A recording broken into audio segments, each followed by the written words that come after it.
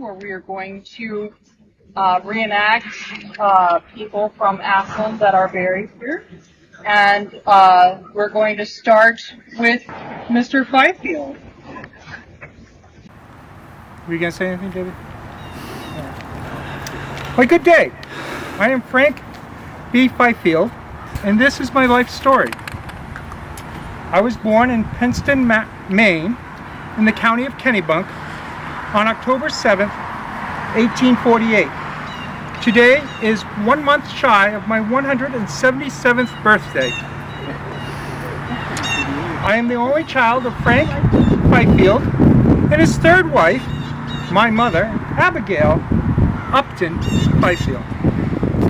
I married Abigail Cummings from Bridgewater, New Hampshire in 1870.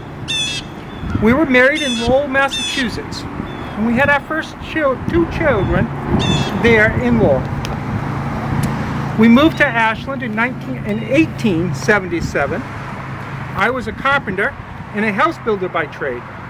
Besides building my own house, which is the house located behind the Shepherd block, big yellow and brown one, I also built the Porter House.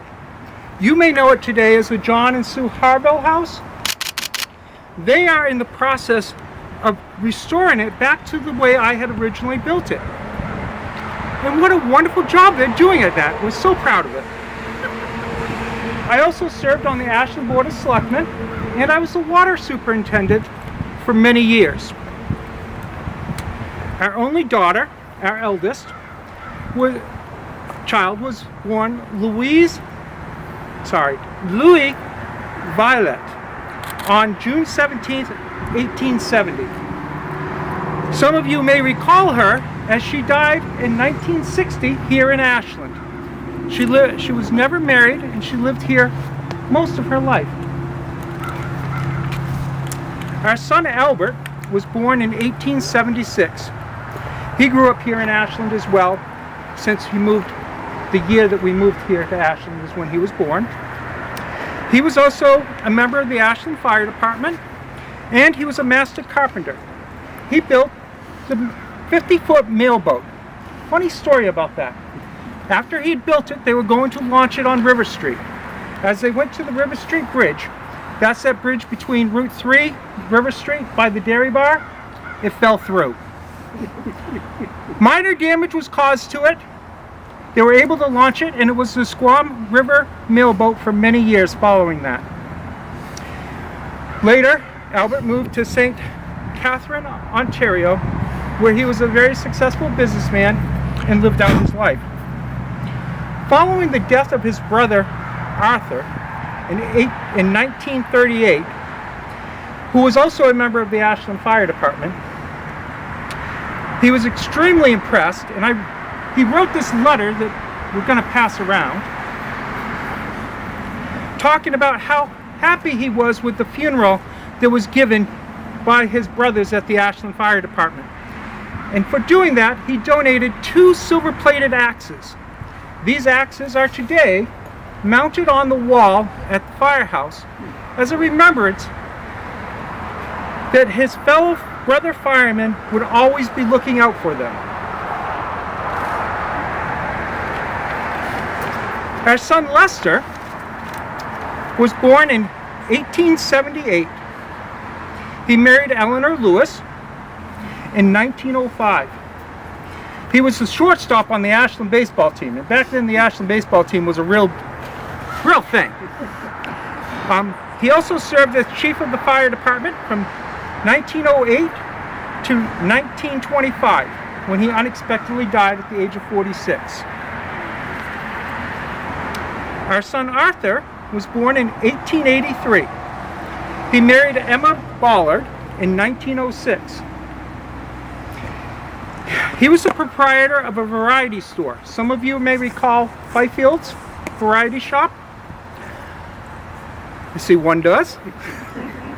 It was later known as Yetton's and finally as Luff's Corner Cupboard. It was down by the Civil War monument in the center of town over there. In 1911, he decided to open a small shop down at the railroad station where he sold newspapers and candies and etc. to the people coming in on the railroad. And back then the railroad was huge at that station. He also served with his brothers on the Ashland Fire Department and the Ashland baseball team. He unexpectedly died tragically in 1938 at the age of 54.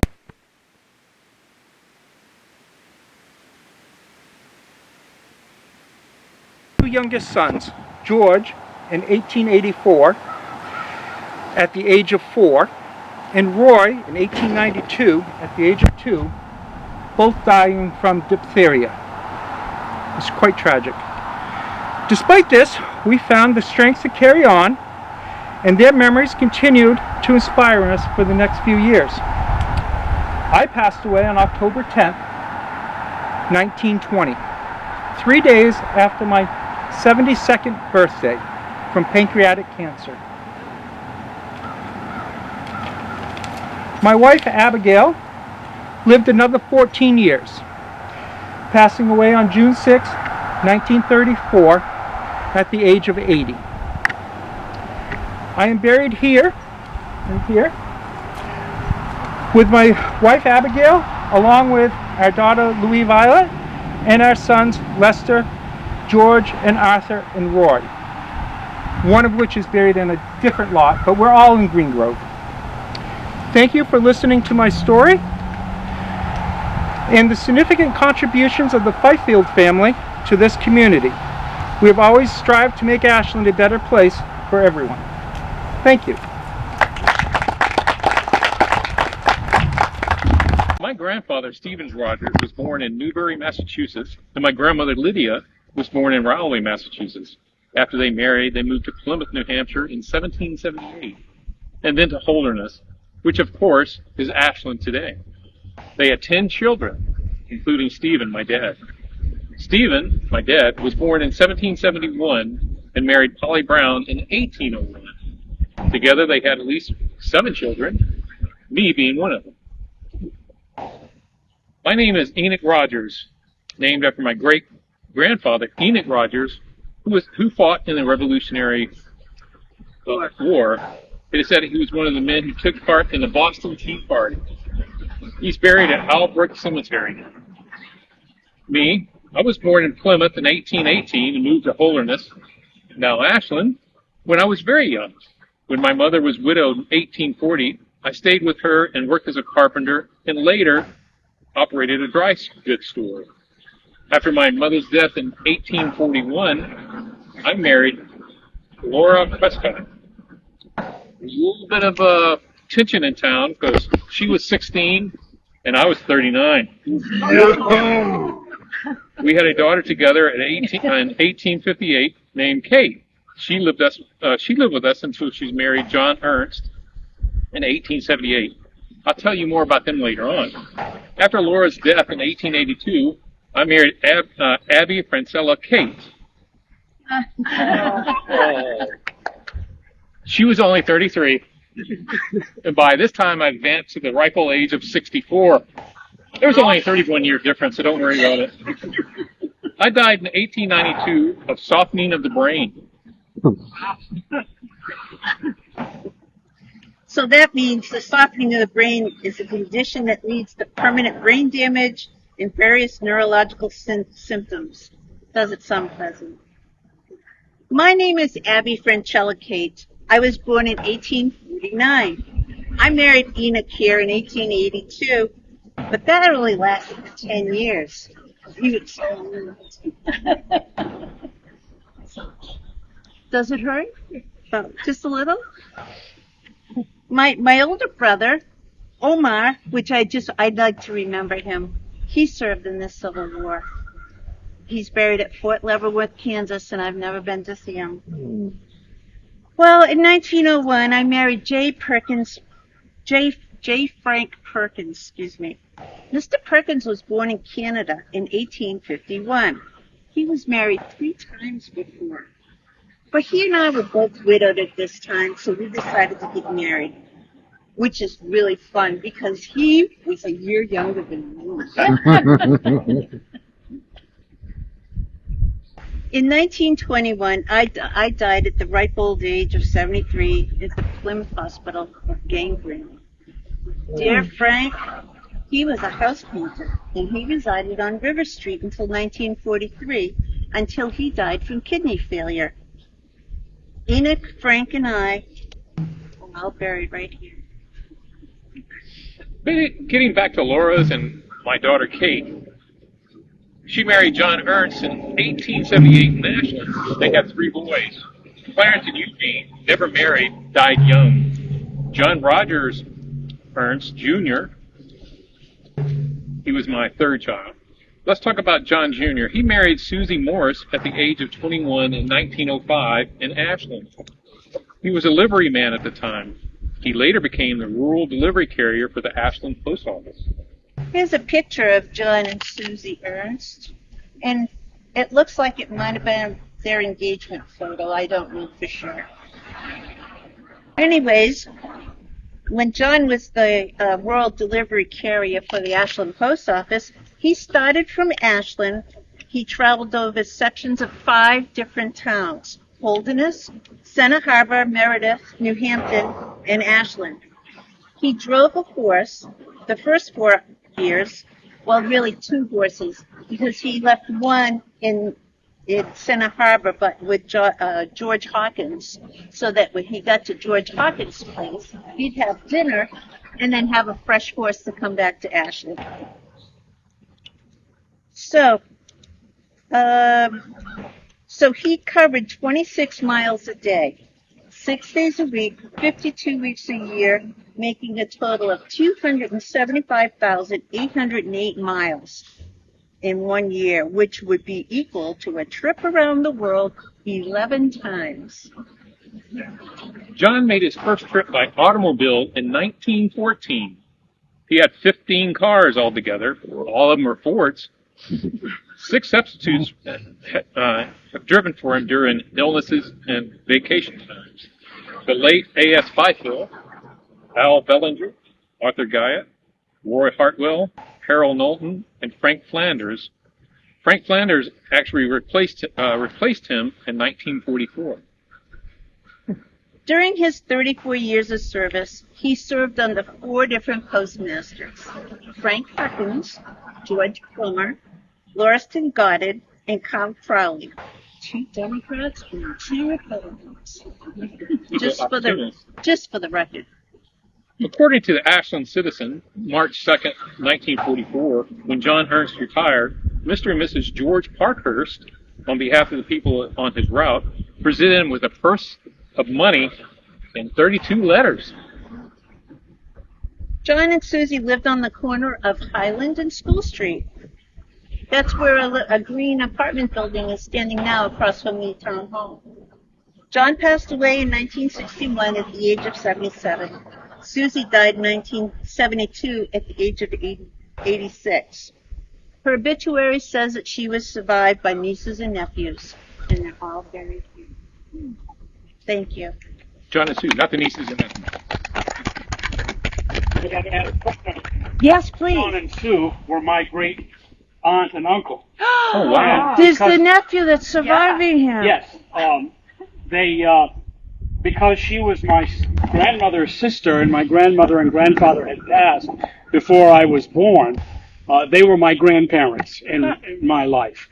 And I remember being here for both their funerals. I helped perform her funeral when she died in 72.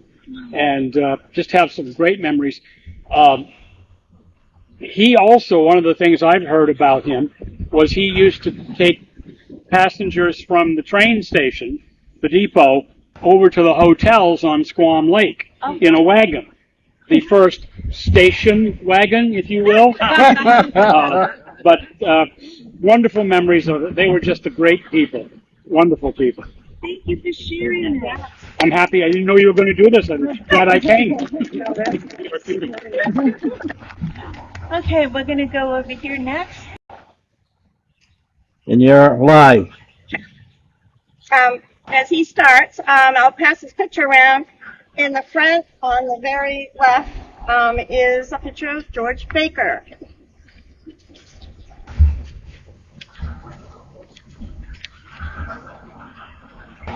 Hello, I'm George Washington Baker. I was born March 8th, 1827, in what was then called the town of Holderness, later to become the town of Ashland. My parents are Samuel and Avis Rue Baker, married in 1822. My grandparents are James and Jane Baker. I was my parents' firstborn, followed by 4 daughters and 3 sons. My mother's family moved here from Durham, New Hampshire. I'm his wife, Ann. I was born September 5, 1831, also in the town of Holderness, which later became the town of Ashland. Oh, first I should apologize. I have a hard time reading the papers and wearing my gloves. So please, do not report me to the caption.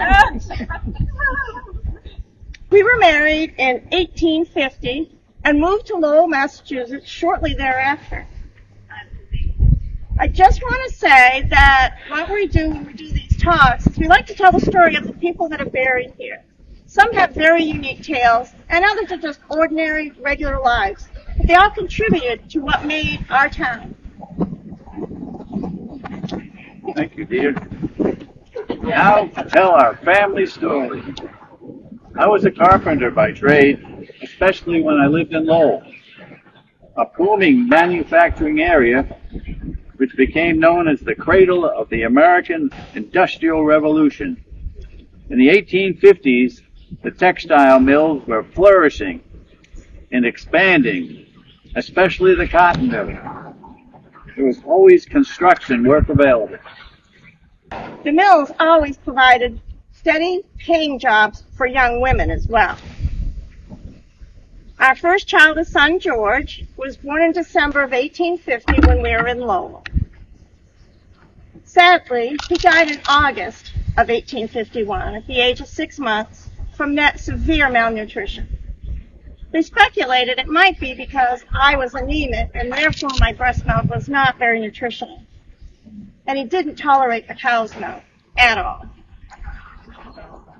We decided to have him buried here in the family lot, and then we moved back to the area to live. Thank you. I returned to farming, like most families in the area, in order to provide for a growing family.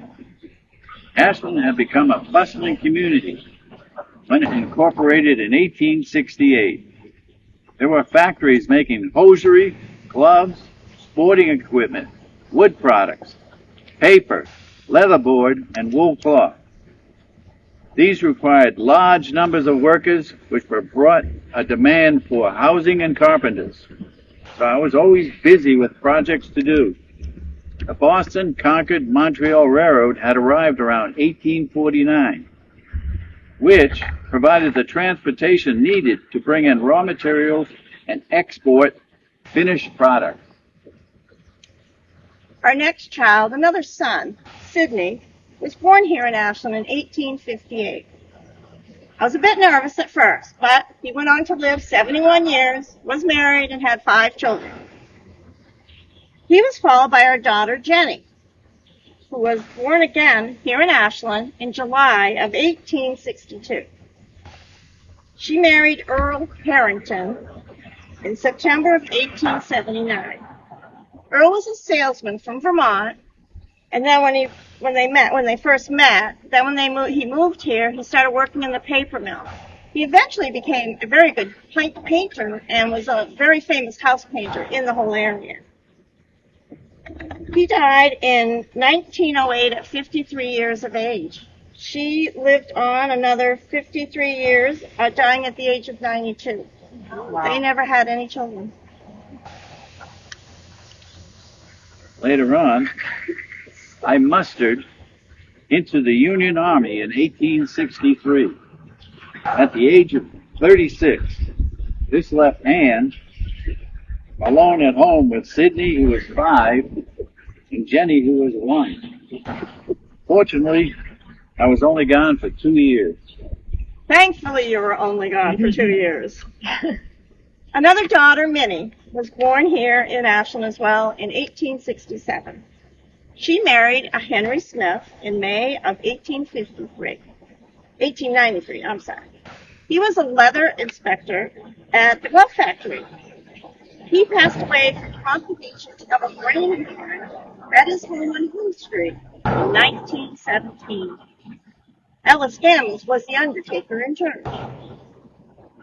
He died in, I'm sorry, she lived to be 89 years old and passed away in 1957, 40 years after Henry.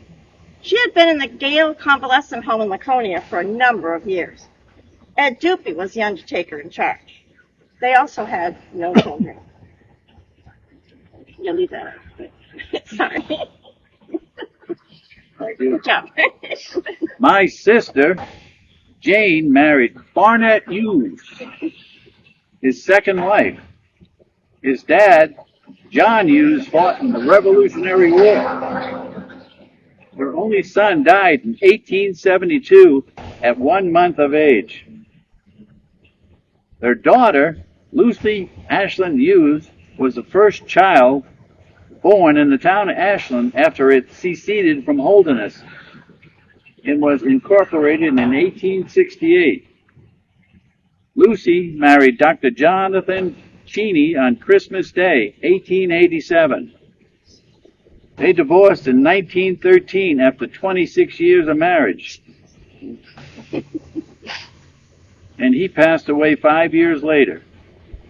That explains why he is buried in the Cheney plot, which is that way. And she buried in the Hughes. Their daughter, Mary Esther, had a son, Irving, who served in the Navy during World War II. He was involved in the plans for the invasion of Normandy and received the Bronze Star for his service during the Battle of Okinawa.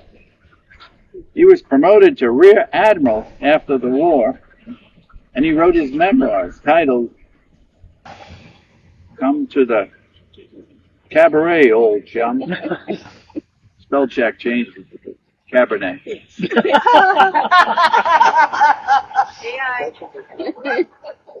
He lived in Jupiter, Florida, when he passed away in 2009 at the age of 91 and was buried at sea. His brother Charles died in 1873 in Lowell, Massachusetts, where he was working in a factory. He had what they called consumption, which is now known as tuberculosis or TB. It was very contagious, and it spread very quickly in the factories because they had very poor ventilation and not any sanitary facilities as far as hygiene. His only child, a daughter, Meg, had passed away about 3 years before in 1870 at the tender age of 2 from what they call remitted fever. Well, not known then, it was common and caused by drinking raw milk that was contaminated with brucellosis. It was eliminated with the development of pasteurization. His brother Samuel was a Civil War veteran also. He was married 4 times. He lost 2 wives and their newborns in childbirth. His 3rd wife passed away giving birth to their 4th child. The son survived her, but only by 4 months. His 4th wife survived him. My father's sister, Charlotte, my aunt, married John Hayes Thompson. He built that family home on Thompson Street, which was later owned by Lawrence and Aura Berry for years, now owned by Devin Tebow and Linda Bonds. My aunt and her husband are buried in the cemetery on that land. My mother died in 1875, 2 years after my brother Charles, followed by my father in 1880. I was stricken with paralysis on Wednesday, November 2nd, 1892, and passed away the following Monday evening, November 7th at 6:40. I was 65 years old. I had served on the Ashland Board of Selectmen for a number of years just prior to my death. I passed away 5 years later in September of 1897, 10 days after my 66th birthday. The Ashland Item article, written next week, reported about my funeral that the attendance of family and friends was large, and the floral tributes were beautiful and profuse. Thank you for listening to our story.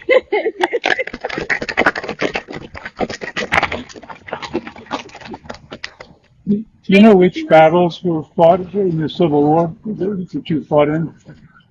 We didn't read those. I couldn't find that information. Some of them it's pretty easy, but I couldn't find anything. So I don't know if that means either behind the lines or... Because I also had people that were like cooks and things like that. So I tried. You can't find it. Any other questions? It'll be on Tuesday, September 9th at the Bridgewater Clubhouse down here. It'll be Brad Wolf. I'm sorry. Our next program will be Brad Wolf, who used to be a social studies teacher here in the Ashland Middle School, and actually won the award for being a social studies teacher of the year for the state. And he's always given very good talks, so we're looking forward to this. This is going to be on the unsung heroes in New England history. Talk about 6 people who you may or may not have heard of, but who probably deserve more attention than they've got. 3 of them from New Hampshire. So it will be in the Booster Clubhouse starting at 7 p.m. On Tuesday, September 9th, and you're all invited to come and watch the serve refreshments. Here's one other question. What were the reasons for the secession from Ashland from Holderness? How much time have you got? She did actually a play on that. Politics is local. Right. Yeah. Those dumb farmers, they didn't want water, they didn't want sidewalks. We in the Flatiron, we're refined. More civilized. More civilized. Yeah, it was mostly over that we wanted gas lights, and all the more modern amenities, because we had like a hotel, we had all these factories, we had all these salesmen coming into town, whereas Holderness had a lot of outlying farm areas, and they were fine with just, okay, we don't need to incur all that stuff. And then there was even arguments over where to put the town hall, and when they mustered for the Civil War, where should the guys practice? Well, they should practice in Holderness. No, we want them to practice in Ashland. So it started, so it was like a lot of different, and then finally, what I was surprised at when I did the research is I thought we just said, we're leaving. We didn't. We had to fight. They refused to let us go because we did have all the industry. You had all the money. Yes. Yeah. So it was a fight we had to do until the legislature said, okay, fine, we can do it. Paid $5,000 to leave. Yes, we took over all the debt. I'm from Bridgewater, so we prefer to be backward until tourism started. It was actually during our 150th celebration, we did a play, and it was all recorded. Right. So Yes, it's on the Ashland Historical Society site. Yes, that's right. Yeah, the first summer home on Squam Lake was built in 1870, 2 years after we decided we didn't want that, all that farmland. That turned out to be rather profitable for the town of Holderness. That's what's on the Ashland Historical Society page. YouTube. David? That's on the page. How much is it?